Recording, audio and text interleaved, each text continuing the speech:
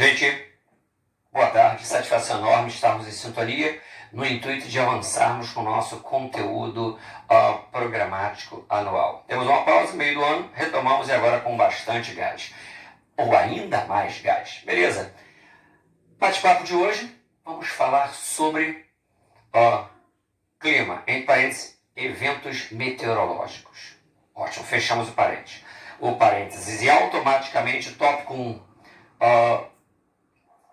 Principais tipos de nuvens. Por que as nuvens são importantes quando nós falamos sobre climas, quando nós falamos sobre eventos meteorológicos e dando um direcionamento nítido para a questão das precipitações? Porque as precipitações ocorrem porque existem nuvens. Vamos fazer um resgate de algumas informações que com certeza nós já conversamos em outros momentos, mas são de suma relevância e merecem uma análise, um resgate, para que tudo possa acompanhar um raciocínio encadeado. Atmosfera terrestre, camadas. De acordo com a altitude, nós percebemos denominações diferenciadas. Então vamos lá: troposfera, estratosfera, mesosfera, ionosfera e exosfera. Ótimo. É na troposfera que nós observamos quase que a totalidade de todos os eventos meteorológicos. Esses eventos meteorológicos, eles ocorrem na camada mais próxima da superfície terrestre, inclusive a questão das precipitações. Então, estamos falando sobre eventos que ocorrem na troposfera. Precipitações, diferentes categorias, mas ocorrem em decorrência das nuvens serem observadas. Então, o tópico 1 está diante de vocês. Principais tipos de nuvens. E eu apresentaria a vocês 4 grupos: nimbus, cúmulos, cirros, estratos e cirros. Nessa ordem: nimbus, cúmulos, estratos e cirros. Esses 2 primeiros grupos merecem uma análise pormenorizada, merecem uma análise detalhada. Por quê? Porque são eles que normalmente estão associados às precipitações. Então, se eu pego as nimbus, nuvens volumosas e que tem um processo de desenvolvimento horizontal, deitadinho. São nuvens esticadas, prolongadas, e por serem densas ou possuírem uma quantidade de umidade intensa, normalmente ficam bem mais próximas da superfície terrestre. Nimbus. Cúmulos. Acima delas, podem ou não acarretar precipitações. São as nuvens que normalmente crescem de forma vertical. Aquelas brincadeiras de crianças que normalmente as pessoas fazem. Nossa, eu estou vendo um elefante naquela nuvem. Esbranquiçada, volumosa, pomposa e exuberante. Estamos falando dessa segunda categoria de nuvens. Nimbus, cúmulos. Cúmulos são essas que estão acima e que normalmente estão associadas a trovoadas. Podem ou não estar vinculadas a precipitações, mas abraçam a causa daquelas que podem acarretar chuvas. Nimbus, cúmulos. Aí eu tenho estratos e as cirros. Essa terceira categoria de estratos, elas automaticamente se apresentam de uma maneira menos exuberante. Elas voltam a ter um desenvolvimento horizontal, mas são relativamente mais estreitas, menos volumosas, menos densas, mais espaçadas. Até não estariam associadas à ocorrência de precipitações. Assim como o último tipo, a última categoria, então, avançando: nimbus, cúmulos, estratos, cirros. Acima de todas, as cirros.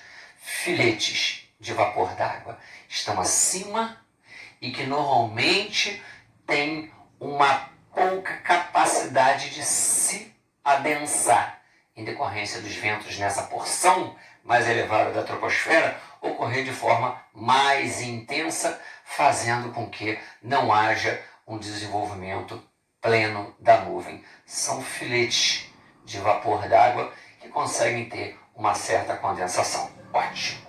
Eu, percebendo que existem essas diferentes categorias, esses diferentes tipos, posso me permitir dar o segundo passo. O segundo passo esse que nos remete ao tópico 2. Tópico esse que nos apresenta as principais categorias de precipitações. Eu tenho as clássicas e eu tenho as precipitações complementares. Vamos nos prender às clássicas. Eu tenho as precipitações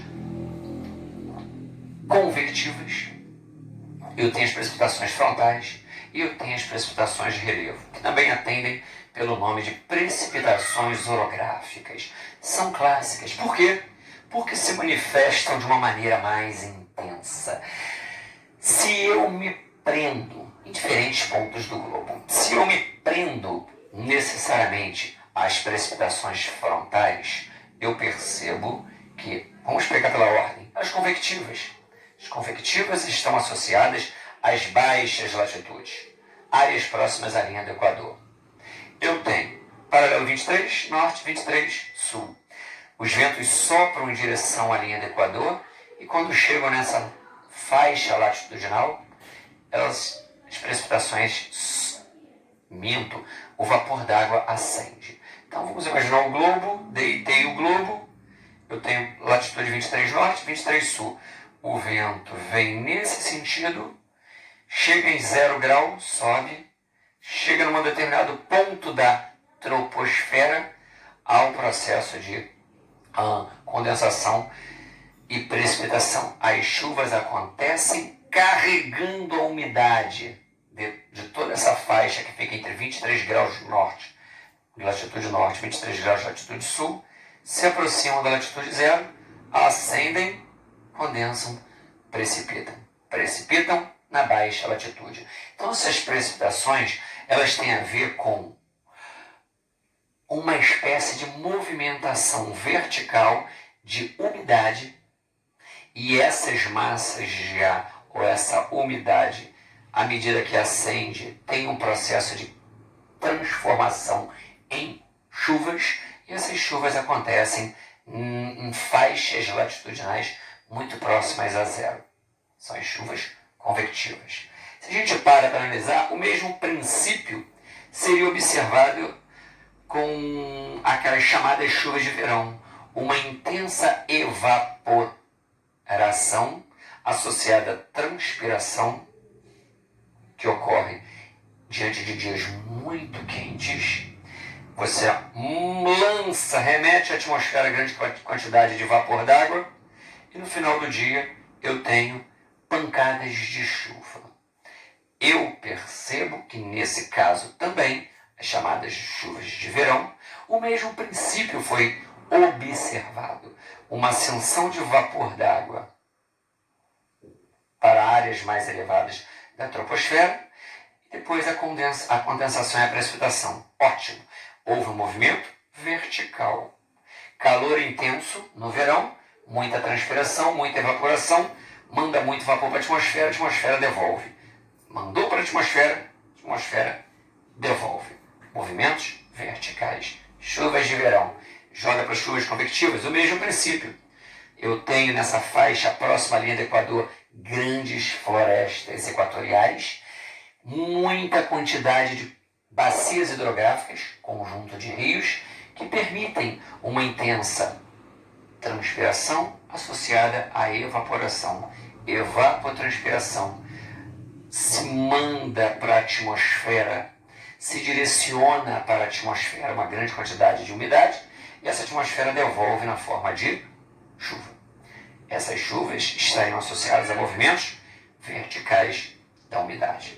Ótimo. Chuvas convectivas ou chuvas de verão. De verão, qualquer parte do globo, convectivas nas baixas latitudes. Chuvas de verão, somente no verão, ou em dias muito quentes. Chuvas convectivas, o mesmo princípio, mas ao longo de todo o ano. Vamos para as chuvas frontais. Essas são diferentes. Eu tenho massas de ar que vêm automaticamente de zonas polares e passando pelo oceano absorvem ou têm a capacidade de ganharem uma quantidade de umidade ainda maior. Então são massas de ar frias e úmidas, que se deslocam em direção ao continente, onde normalmente eu tenho uma massa continental e seca. Vem uma esponja úmida, uma esponja seca. Vem. Houve contato com o continente. Eu percebo que a esponja úmida é mais densa, é mais pesada, ela fica abaixo e vai penetrando na atmosfera que está sobre uma faixa continental, onde nós vivemos. Elas normalmente têm a capacidade de, nesse choque, as precipitações acontecem.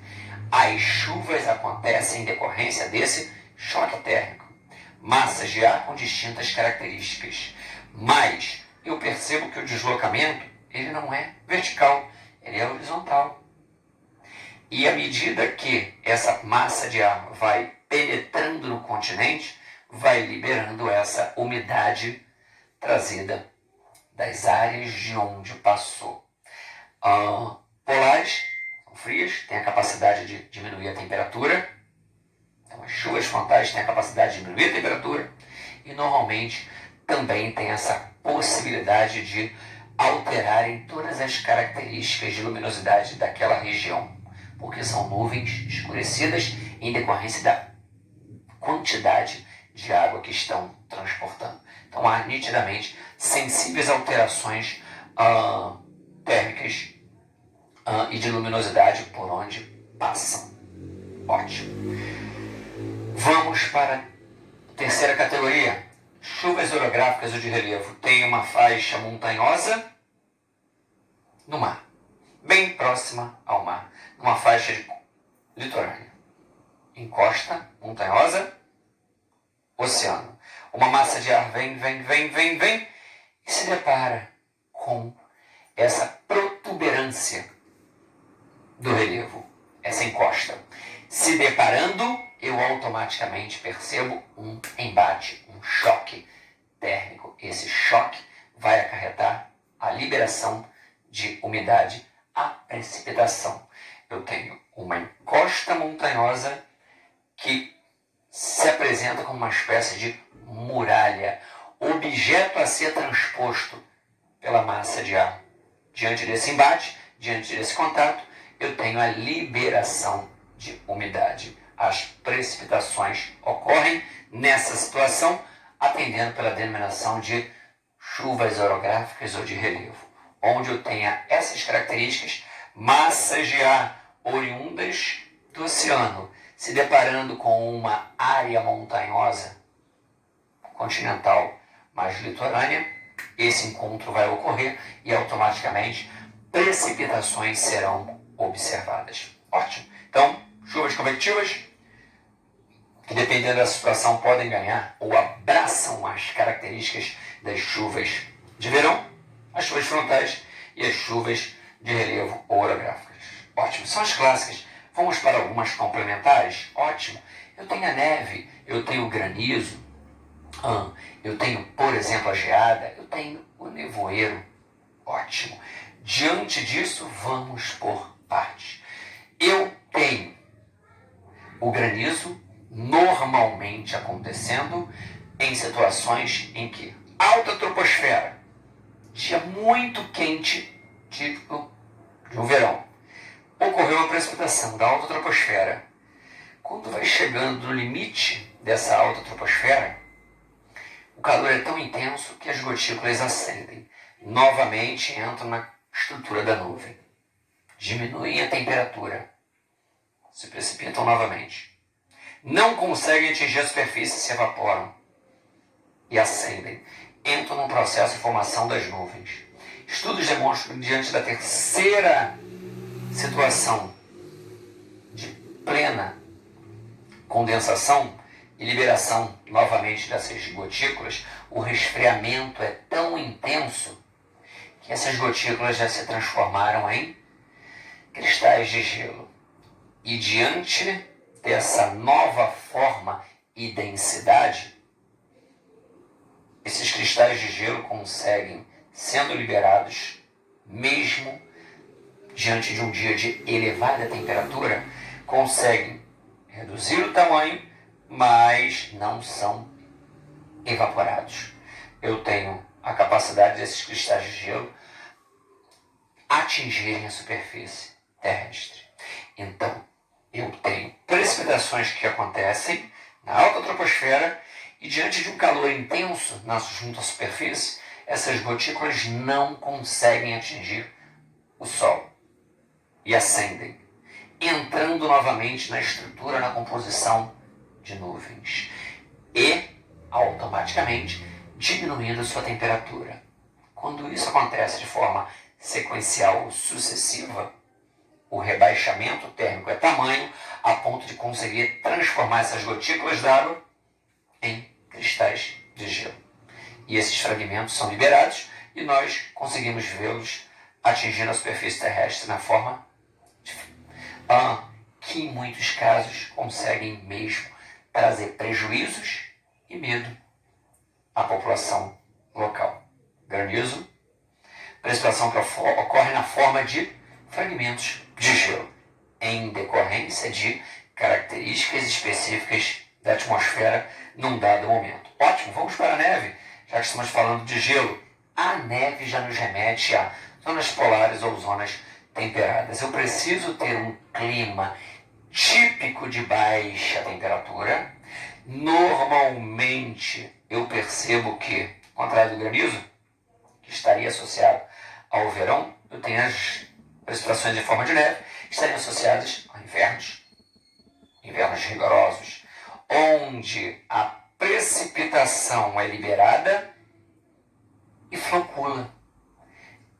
Flocos de neve conseguem se formar a um congelamento, não sai da nuvem nesse estágio, sai na forma líquida, mas ganha uma outra conotação, uma outra característica, um outro volume, uma outra densidade, à medida que tende a se aproximar da baixa troposfera, tende ao se aproximar da superfície terrestre. Então são precipitações típicas de países que estão associados ao clima temperado, ao clima subpolar e, notadamente, são observadas diante da estação específica que atende para o nome de inverno. Beleza, ótimo. Vamos avançar. E se a gente de repente se depara com um orvalho ou a geada, é uma outra forma de precipitação complementar, onde eu percebo que estudos demonstram que o vapor d'água na atmosfera, se não estiver em contato com nenhuma superfície, ele só consegue se transformar em cristais de gelo com temperaturas que estejam na faixa de menos 40 graus.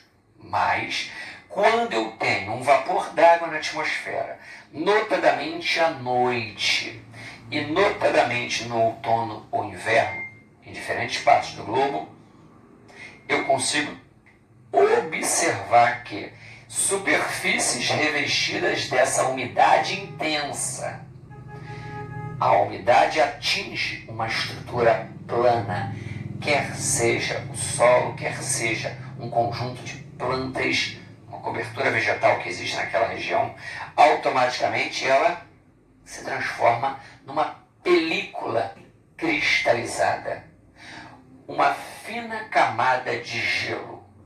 Esse orvalho congelado, essa umidade intensa que estaria na atmosfera terrestre em contato com uma superfície, se cristaliza, se congela. Então, um orvalho congelado atenderia pelo nome de geada. É uma forma de precipitação? Com certeza. E nós teríamos também a névoa, neblina. Algumas áreas do Brasil preferem chamar de bruma. Eu já teria. Em tese poderíamos, olha, eu posso me dirigir como nevoeiro? Sim, é uma forma também específica de observarmos uma característica ou um tipo peculiar de precipitação. Vamos imaginar uma região onde a temperatura esteja muito baixa e automaticamente eu tenha uma umidade do ar bastante intensa. Essa umidade do ar, ela estaria automaticamente tocando a superfície. E perceberíamos, é como se disséssemos o seguinte: é a nuvem que toca o solo. É um processo de condensação. Estou meio perdido, professor.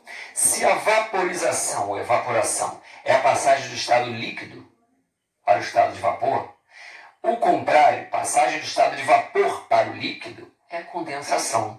Então, quando eu tenho uma quantidade muito grande de vapor d'água na atmosfera, esse vapor d'água está muito próximo do solo e consegue tocar essa parte da superfície terrestre, eu tenho uma condensação, uma passagem do estado de vapor para o estado líquido.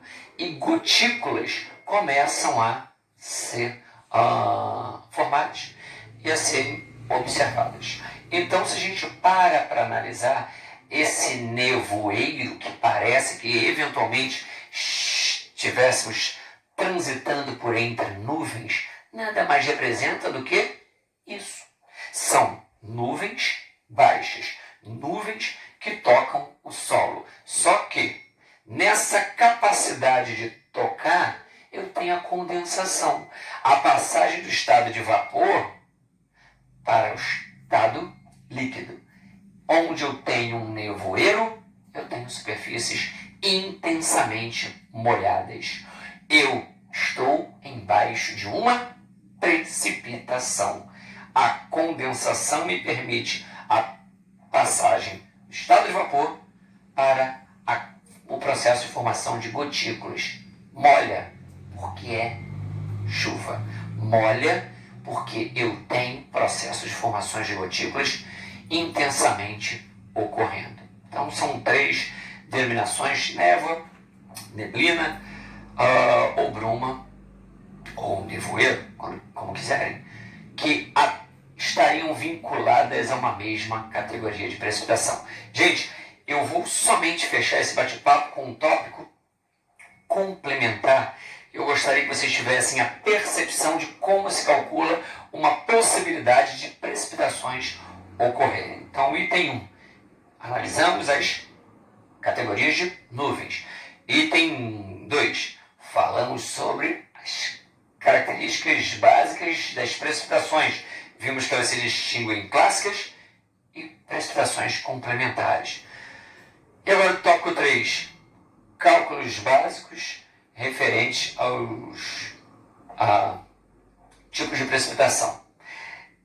Como eu poderia calcular uma umidade relativa? Umidade relativa do ar, que é um importante indicador para eu saber se a possibilidade de chuva é grande ou pequena.